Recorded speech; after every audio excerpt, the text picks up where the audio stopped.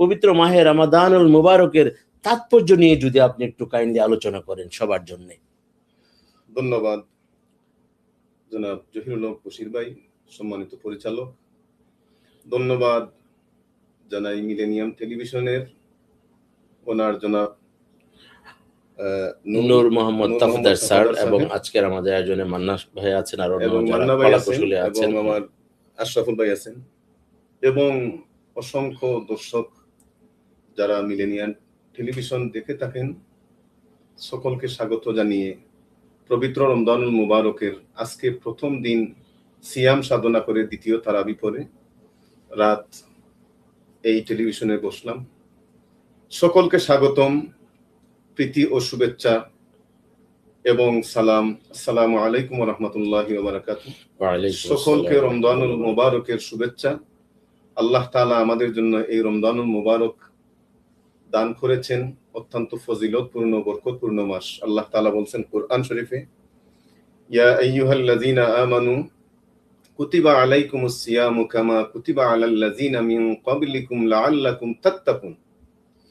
আল্লাহ পাক রব্বুল আলামিন বলছেন, খুব আদর করে মুমিনদেরকে ডেকে বলছেন, ইয়া আইয়ুহাল্লাযীনা আমানু, হে আমার উপর ঈমান আননেওয়ালা।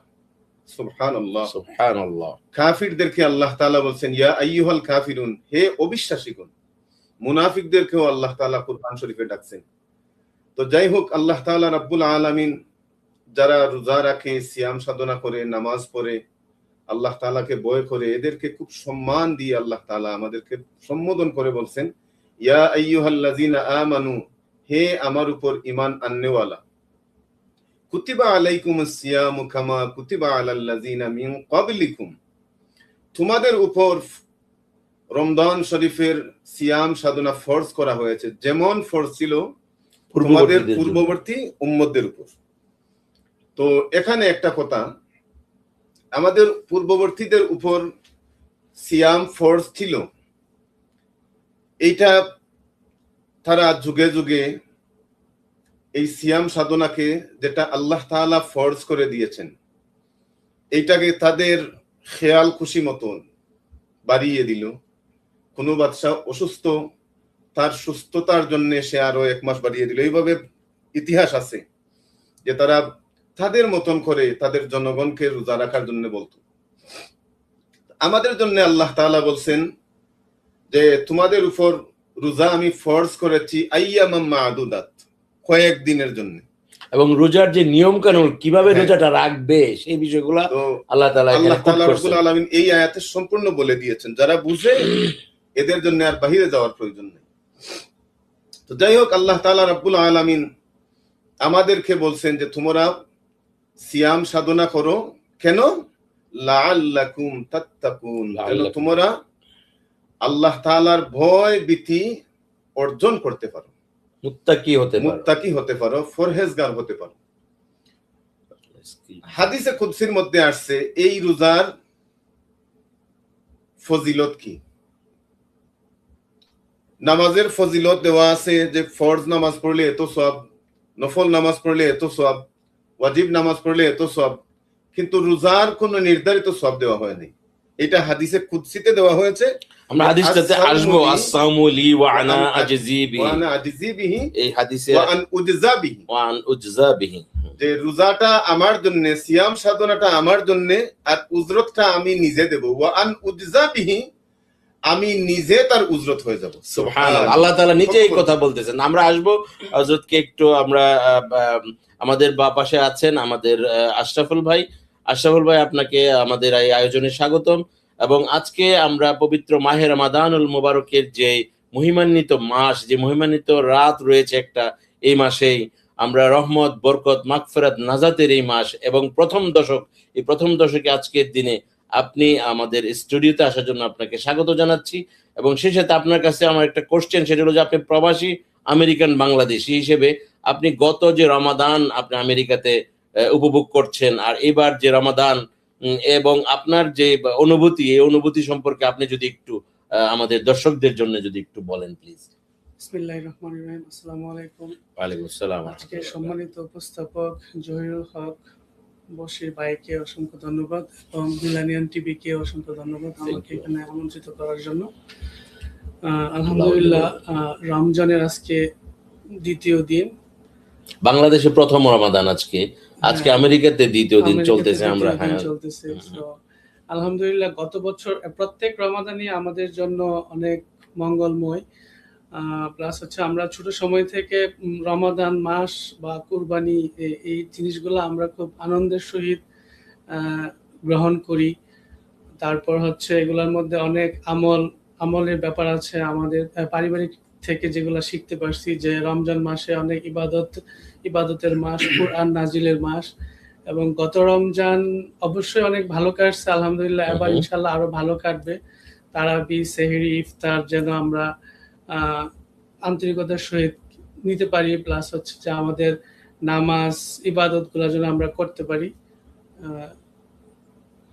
তারাবি, সেহরি, ইফতার, যেহেতু আশরাফ ভাই বললেন যে তারাবি, সেহরি এবং ইফতার এই সময়গুলা কিন্তু আমাদের জন্য আল্লাহ তাআলা এটা নিয়ামত হিসেবে দিয়েছেন। এবং আপনার তারাবির সময় আমাদের এই রমাদান মাসে শুধু আমরা মসজিদে তারাবির সময় দেখি সমাগম হয় মানুষের, অনেক মানুষের সমাগম হয়। তো এই যে তারাবির নামাজ আমরা 20 রাকাত তারাবির নামাজ আদায় করি, তারপরে আমরা সেহরি খাওয়ার জন্য মানে সুবে সাদের আগে, ফজরের আজানের আগে আমরা প্রিপারেশন নিই সেহরি খাওয়ার জন্য, এবং সেহরি করে আমরা সারাদিন রোজা রেখে আবার ইফতারি করি। তো এই যে এই বিষয়গুলো হুজুর যদি একটু বলেন যে এটা ইসলামের দৃষ্টিতে, কোরআন হাদিসের আলোকে এই বিষয়টাকে কিভাবে দেখছেন এবং এর ফজিলত কি? সেহরি আর তারাবি এবং সাহরি এবং ইফতার এবং তারাবি এর ফজিলত কি? হুজুর পাক সাল্লাল্লাহু আলাইহি ওয়াসাল্লাম বলছেন যে আল্লাহ তাআলা রাব্বুল আলামিন রমজানুল মুবারকের সিয়াম ফরজ করেছেন, আর আমি রাসূল তারাবিহ নামাজটা তোমাদের জন্য সুন্নাত করেছি। সুবহানাল্লাহ। আর বলছেন মান কামা রমাদানান ঈমানান ওয়া ইহতিসাবান গুফিরা লাহু মা তাকাদ্দামা মিন যামবি। মান সামা রমাদানান ঈমানান ওয়া ইহতিসাবান গুফিরা লাহু মা তাকাদ্দামা মিন যামবি। রাসূল পাক সাল্লাল্লাহু আলাইহি ওয়াসাল্লাম বলছেন, যে ব্যক্তি সওয়াবের আশায় রমজানুল মুবারকের সিয়াম সাধনা করলো তার জীবনের সব গুনাহ মাফ। সুবহানাল্লাহ। মান কামা রমাদানান ঈমানান ওয়া ইহতিসাবান গুফিরা লাহু মা তাকাদ্দামা মিন যামবিহি। আল্লাহর হাবিব বলছেন যে যে ব্যক্তি রাতের বেলায় কিয়াম করলো, দাঁড়িয়ে নামাজ পড়লো, তারাবিহ নামাজ সম্বোধন করলেন যে এই নামাজ যে পড়লো তার জীবনের সব গুনাহ মাফ। সুবহানাল্লাহ। এক আমরা পেলাম যে সিয়াম সাধনা করলে জীবনের সব গুনাহ মাফ, তারাবিহ নামাজ পড়লে জীবনের সব গুনাহ মাফ। সেহরি, আল্লাহর হাবিব সাল্লাল্লাহু আলাইহি ওয়াসাল্লাম বলেন তাসাহহারু ফাইন্নাহু বারাকা, তোমরা সেহরি গ্রহণ করো, সেহরি খাও, তা বরকত অর্জন হয়ে যাবে সেহরি খেলে। এখন সেহরিটা আমরা খাই, এইটা বলছেন যে কাফিরদের রোজা আর তোমাদের রোজা পার্থক্য করার জন্য। সুবহানাল্লাহ। কারণ আগে যারা রোজা রাখতেন তাদের রোজা ছিল ঘুমানোর আগ পর্যন্ত যা খাইতো, ঘুমানোর থেকে উঠে গেলে আর খেতে পারতো না। রাসূল পাক সাল্লাল্লাহু আলাইহি ওয়াসাল্লাম দেখলেন যে অনেক দুর্বল সাহাবীরা দিনের বেলা কোনো কিছু করতে পারেন না, এত বেশি দুর্বল হয়ে যান, অসুস্থ হয়ে যান। এই জন্য আল্লাহর হাবিব সাল্লাল্লাহু আলাইহি ওয়াসাল্লাম বললেন তোমরা ভোর বেলায় খাবার খাও। সুবহানাল্লাহ। এবং বলছেন যে তোমরা রাতের বেলায় খাবার গ্রহণ করো, সেহরি গ্রহণ করো, দিনের বেলায় রোজাকে তোমরা শক্তি পাওয়ার জন্য। আর রাতে এই দিনের বেলায় কিছুক্ষণ তোমরা ঘুমিয়ে থাকো, রাতের বেলায় আল্লাহর গোলামি করার জন্য। সুবহানাল্লাহ। ইসলাম যে সহজ সরল ধর্ম, সুন্দর ধর্ম, এটা বাস্তব উদাহরণ হলো এই রোজা। এবং রোজা রেখে আল্লাহর হাবিব বলছেন রোজা হলো আস-সাওমু নিসফুস সবর, রোজা হলো সবরের অর্ধেক, আর ওয়াস-সাবরু সাওয়াবুল জান্নাহ, সবরের বদলা আল্লাহ তাআলা জান্নাত দান করবেন। সুবহানাল্লাহ। তাইলে দেখেন আমরা সিয়াম সাধনা করব, সবর করব, কিদা লাগার পরেও মানুষ এই লুকাইয়া হলেও কিছু খায় না, যে কেউ দেখবে না কিন্তু দেখবেন তো আল্লাহ, সেই ভয়ে কিন্তু মানুষ খায় না। যেমন আমরা ছোটবেলায় একটা গল্প শুনতাম যে কোনো এক লোক সে ভাবছে যে রোজা রাখছি, এইভাবে যদি পানি খাই, তখন তো আর এত এই টিপখল বা বিভিন্ন পানির ব্যবস্থা ছিল না, সে গোসল করতে নামছে, সে গোসল করতে নেমে পানিতে যখন ডুব দিছে, কেউ দেখছে তখন না, ভাবলো যে কেউ দেখবে না, এখন পানি খেয়ে কানে খেয়ে নেই। সে যখনই হা করে পানিটা ঢুকাইছে, এমনি আল্লাহ তাআলা, আল্লাহর এক সিপাহী, এই আমাদের সিলেটের ভাষা বলে ঠ্যাংরা মাছ, ট্যাংরা মাছ। এইটা গিয়ে তার গলার মধ্যে লাইগা তার পাকা গুলা নাড়তে লাগলো। সে Sorry. উঠে তো বিপদে পড়ছে, না কথা বলতে পারে, তার তো সব শেষ। এই জন্যে আমরা যদি সবর করি, সবর না করলে, এটা বললাম এইটাই যে আমাদের মুরব্বীরা এটা বলতেন, হয়তো সত্য মিথ্যা তো পরে, আমাদের মুরব্বীরা এইটা বলতেন যেন আমরা কোনো কিছু যেন, যে মানুষ দেখবে না, আল্লাহ দেখবে না, এই ভেবে যেন আমরা না খাই।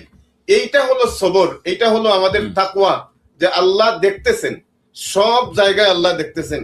আমি যে রোজা রাখছি, রোজা রাখার ফলে আমার জবানটা আমি বন্ধ করলাম আল্লাহর রাস্তায়, যে আমি ফাহিশা কথা বলবো না, মিথ্যা কথা বলবো না, কারো গীবত করবো না, কাউকে গালি দিব না, কাউকে টকার কোনো চিন্তা ভাবনা করবো না।